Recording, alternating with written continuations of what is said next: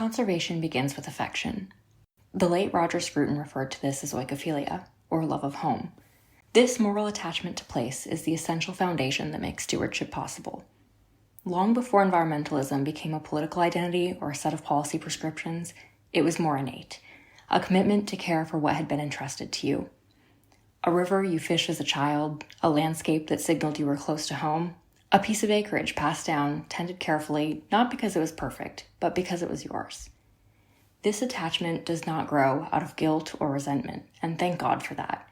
You cannot tend what you do not care for. Detachment breeds neglect. Contempt breeds abandonment. What is treated as illegitimate is rarely tended with patience or humility. Likewise, you cannot conserve what you are taught to despise.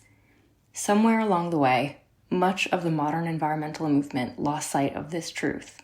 In its effort to sound urgent, righteous, or globally minded, it drifted away from the moral language that once made conservation possible: pride in place, gratitude for inheritance, and responsibility to those who come next.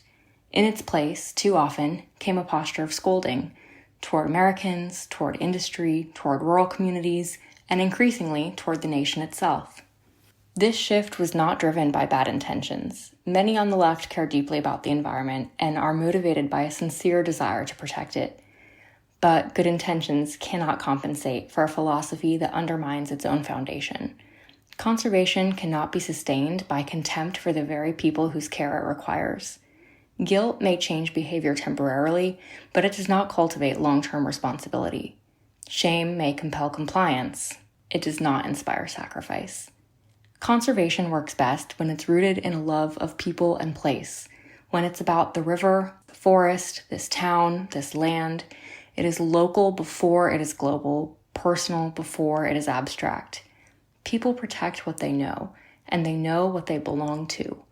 A movement that speaks almost exclusively in sweeping global terms while treating attachment to nation or tradition with suspicion should not be surprised when its message fails to resonate beyond elite circles. This is where the modern left has lost its way. Too often, America itself is framed as the villain, uniquely destructive, morally suspect, something to apologize for rather than care for. Industry is portrayed as inherently corrupt. Rural life is caricatured as backward. Patriotism is treated as a liability. In this worldview, the land is worth saving, but the people who live on it are something to be managed, coerced, or corrected. Stewardship requires belonging. You cannot ask people to care for a country they are told is irredeemable.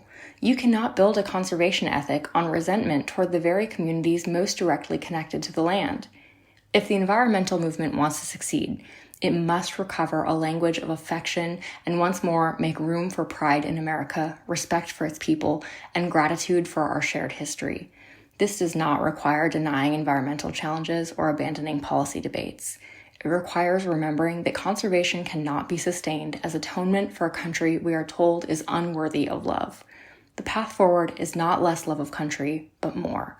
Not detachment, but deeper attachment. You cannot conserve what you hate, but you can protect what you love, and America is well worth loving. If you enjoyed this piece, follow the Bully Pulpit on Substack and ACC National on all other social media platforms. Join us in the arena building the conservative environmental movement.